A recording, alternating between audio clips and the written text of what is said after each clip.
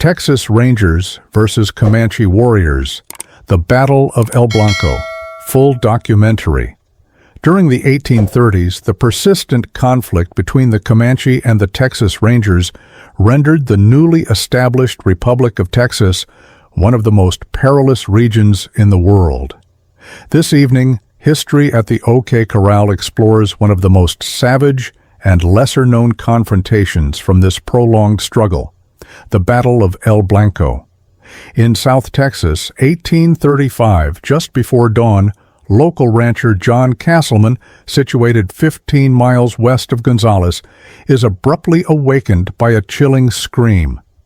Immediately, he understands the source of the disturbance, and a cold sweat envelops him as he rushes to his window to verify his fears. In the faint light of dawn, Castleman observes a group of Comanche warriors engaged in a brutal, close-quarters skirmish with a small band of fur traders who had set up camp on the edge of his property for the night.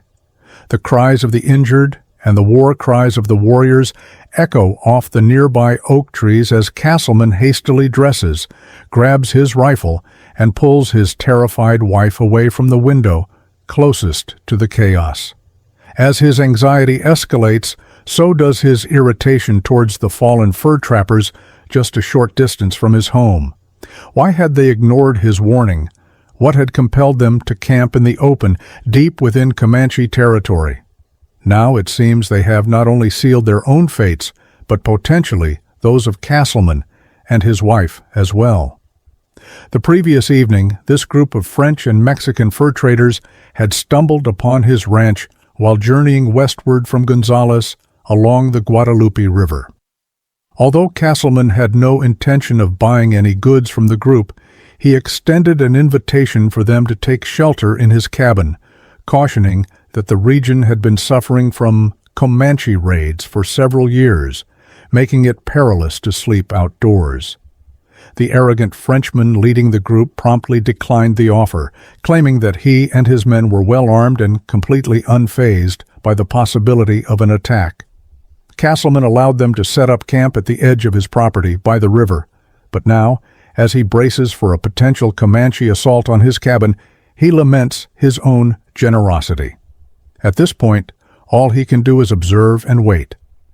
As he anxiously checks his weapon and reinforces his front door, he strives to dismiss the numerous harrowing tales of recent Comanche raids from his mind and concentrate on the impending confrontation. Uncertain if the Comanche have even detected his cabin, Castleman spots a solitary warrior who has detached from the main group and is now examining a piece of white paper affixed to a tree about 150 yards away. This paper, riddled with bullet holes, was placed there by Castleman for target practice. Believing he can make a precise shot from this distance, he briefly raises his rifle to aim, but is swiftly stopped by his wife, who pushes the barrel down and urgently whispers that the wisest choice is to remain silent, and ideally concealed. Although momentarily irritated, Castleman concedes to his wife's wishes, agreeing that if the warrior approaches any closer, he will take the shot. The warrior, still perplexed by the piece of paper, soon re-engages in the battle. Meanwhile, amidst the chaos, the heavily armed fur traders fight bravely, but to no avail, as the conflict continues until nearly 10 a.m. Ultimately, the cries of the wounded fade into silence, followed shortly by the triumphant shouts of the victorious Comanche. From his vantage point, Castleman is convinced he can hear the chilling sounds of the defeated men's scalps being taken. For the next hour, he fears that he and his wife will be the next victims of the Comanche's fury. Just as he dreaded, the Comanche gather their trophies of war and begin to ride in a single file, moving methodically toward the cabin. In a scene both baffling and unsettling, the Comanche, with their newly acquired scalps hanging at their sides, simply pass by the cabin, showing no interest in further conflict that morning. They continue on, ignoring the Castlemans and their home, before disappearing into the northwest, traversing the cross timbers and prairie, as is customary for the Comanche after a raid. Once he is certain the warriors have departed, Castleman cautiously approaches the trappers' campsite, anticipating a scene of total devastation. As he nears the site of the confrontation, his fears are confirmed in a visceral manner. The bodies of every man who had passed through his yard the previous day now lie lifeless near a small pool of water from a tributary that feeds into the larger Guadalupe River. The bodies of all 11 individuals have been gruesomely disfigured, and their belongings, which were once meticulously secured on the backs of their mules, now lie scattered across the campsite. The corpses, along with the substantial trunks of the numerous live oak trees in the vicinity, are riddled with arrows, while the dark, rich soil is stained with blood. The weapons and livestock, which hold significant value to the Comanche, have been completely taken.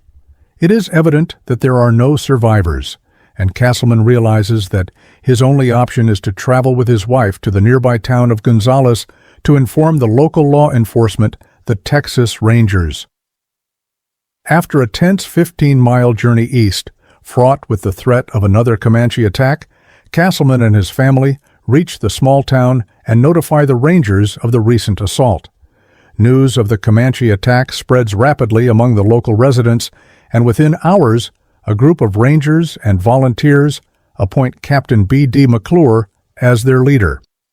Shortly after selecting their leader and discussing the Comanche's route with Castleman, the Texans set off in pursuit, moving swiftly yet cautiously along the southern bank of the Guadalupe River back to the site of the massacre. They then head west up the river valley, tracking the Comanche party who, as is typical during such raids, have made little effort to hide their trail, prioritizing speed to reach the expansive prairies to the north. Once they enter the open grasslands of central Texas, Comanche war parties become nearly impossible to track, seemingly vanishing into the vast, rolling terrain. Recognizing the urgency of their mission, the Rangers hasten their pace, acutely aware that each hour that passes equates to lost ground in their pursuit of the Comanche.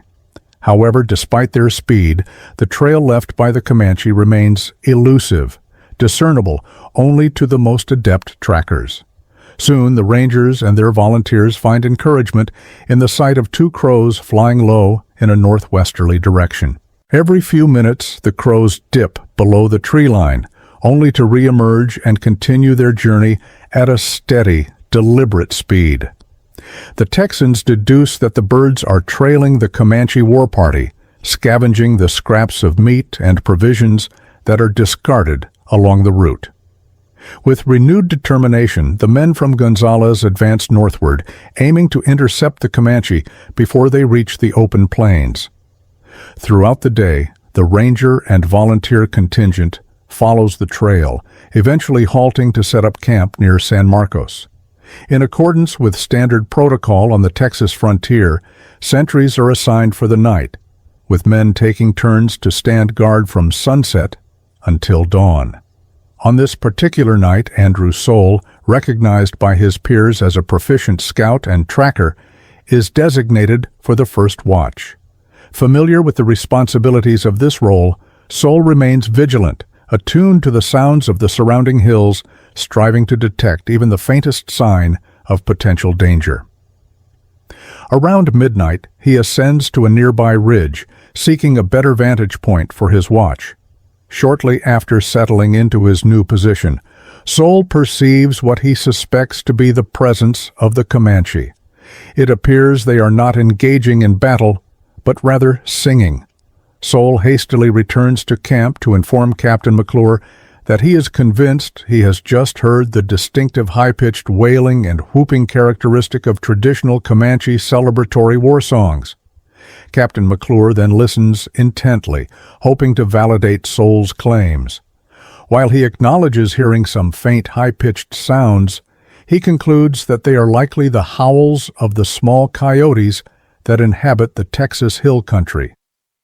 The following morning, after dismantling their camp and advancing a few miles northward, the men encounter a disheartening and humbling sight.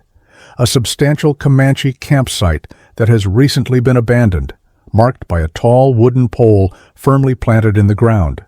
The seasoned rangers and volunteers immediately recognize the significance of this location. It is evident that the Comanche have conducted a war dance here to commemorate their acquisition of valuable spoils, including several fresh scalps. Many in the pursuing group feel disheartened by this revelation, realizing they have come alarmingly close to the Comanche. Faced with the choice of either abandoning their pursuit or pressing on, the party resolutely decides to continue, now tracking the Comanche Trail further northwest until they reach the Blanco River, deep within the Texas Hill Country. They spend another night in a cold camp with sentries stationed along the fog-laden banks. The rangers and volunteers resume their pursuit, though they are now further hindered by the thick fog that obscures their surroundings and makes navigation more challenging. The group proceeds slowly, continuing northwest into the Blanco River Valley. Eventually, the rising sun and warmth of the morning dissipate the obstructive fog. Suddenly, as if the fog had vanished in an instant, a solitary Comanche warrior emerges atop a hill a few hundred yards away. Mounted on his swift, short-legged pony, and adorned with the full array of war regalia and weaponry, the warrior presents a striking figure from his elevated position. The sight of a lone Comanche, sitting unprotected and vulnerable, momentarily halts even the most seasoned Texans. For a tense few moments they remain fixated, uncertain of the warrior's next action. Then, with the piercing call of a predatory bird, the lone warrior unleashes a series of sharp, shrill war cries that reverberate through the river valley. Almost immediately, the air is filled with a chorus of similar cries in response, and suddenly, the Comanche warriors, whom the Texans have pursued for days, seem to appear from all directions. Rushing down into the river valley, the warriors, many still concealed by the dense surrounding brush, swiftly close in on the Texans' position, enraged by the audacity of their pursuers. These direct assaults and ambush strategies are hallmarks of Comanche warfare, which have historically forced numerous adversaries, including the Texans and the Spanish, to retreat. In the intricate confines of central Texas's river valleys, such tactics often result in the retreating party becoming trapped, isolated, and swiftly overwhelmed. Nevertheless, the seasoned Texans are well aware of this strategy and have anticipated a Comanche attack under these conditions since departing from Gonzales. Captain McClure now commands his men to advance toward the Comanche. This counterintuitive approach, while demanding considerable courage, has proven to be the most effective response to a Comanche ambush. The two groups now approach one another, separated by several hundred yards, their horses galloping at full speed. Upon reaching a designated point, they dismount and lead their horses on foot into the dense woods. In this area, Captain McClure instructs his men to form a single-file line, positioning two scouts, Almond Dickinson and James Darst, a short distance ahead to identify the Comanche on either flank of the thicket. The brave scouts venture out of sight from the rest of the unit, seemingly vanishing into the thick underbrush. For a tense few minutes, the Texans are left uncertain about the whereabouts of Dickinson and Darst, and even more concerning is the potential direction from which the Comanche might launch their attack. Doubt begins to creep in among the Texans regarding the effectiveness of the thicket as cover. They fear it may instead serve to ensnare them like fish in a net for the Comanche. As they assess their precarious situation, they are suddenly met with the sight of Dickinson and Darst racing back toward their ranks. Just as the alarm of Comanche, Comanche escapes the lips of the fleeing scouts, it is abruptly overshadowed by the sharp crack of Comanche rifles, their bullets striking the branches around them and sending dirt and debris flying into the faces of the Texans. The ground is uneven and rocky as both Comanche and Texans unleash fierce war cries and commands. However, a dense grove of trees stands between them, too thick with brush and branches to allow any rider to pass through on horseback. The Texans advance toward the grove. In just a matter of seconds, a group of Comanche warriors can be observed chasing the two scouts into the dense underbrush, closing in just a few yards behind them. The Texans, comprising both Rangers and volunteers, attempt to aim and fire, but struggle to find a safe angle that would not jeopardize their retreating comrades. Sensing the urgency of their situation, Dickinson and Darst decide to separate, moving to the left and right, thereby providing their fellow fighters a clear shot at the attackers. Captain McClure takes the initiative by firing his flintlock rifle, successfully striking the Comanche warrior closest to the scouts. Following this, John Castleman takes his turn, hitting the warrior trailing just behind the first, causing both Comanche to tumble violently to the ground, nearly on top of each other. Andrew Saul prepares to fire next, but has made a significant error.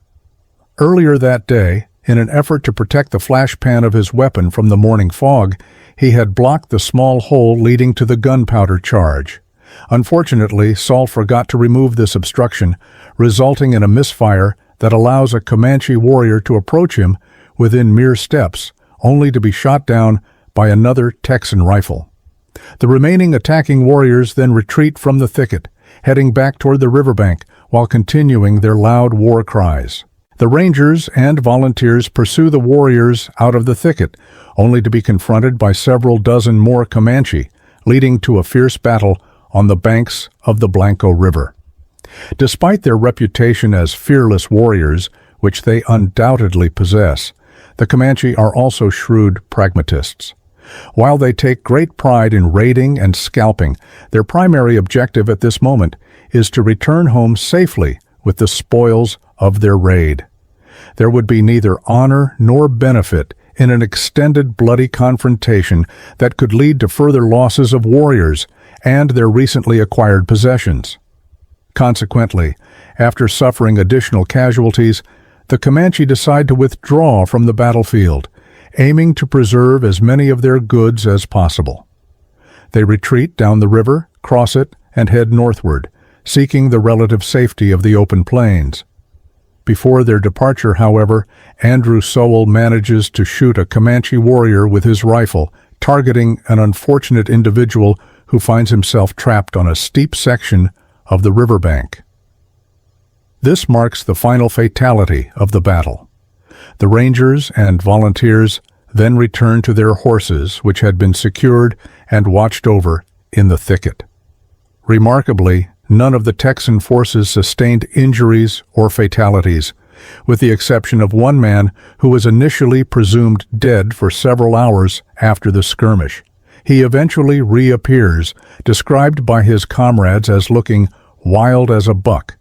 This individual, whose name has been forgotten, is discovered without a weapon, hat, or boots. He is unable to provide a coherent explanation for his absence, merely stating that he could not endure the noise of gunfire and shouting, leading him to flee in fear. The goods abandoned by the Comanche are subsequently loaded up, and the group makes their way back to Gonzales, proceeding cautiously but without incident. While many participants in this expedition will return to their lives as farmers and ranchers, several will become legendary figures in Texas history. Alongside Andrew Sowell, who would later achieve a distinguished career as a Texas Ranger, is Matthew Caldwell. Nicknamed Old Paint due to his weathered skin, Caldwell is destined to become a legendary ranger, after whom Caldwell County, Texas, is named. Almond Dickinson, one of the two scouts who had advanced from the thicket to track the Comanche, would meet his fate approximately 1 year later at the Battle of the Alamo.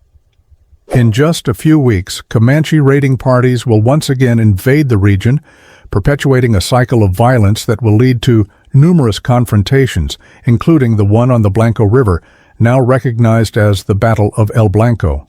However, the numerous accounts of these frontier skirmishes, along with the many battles that shaped the history of the Old West, will be set aside for tonight, as they are other stories for other times.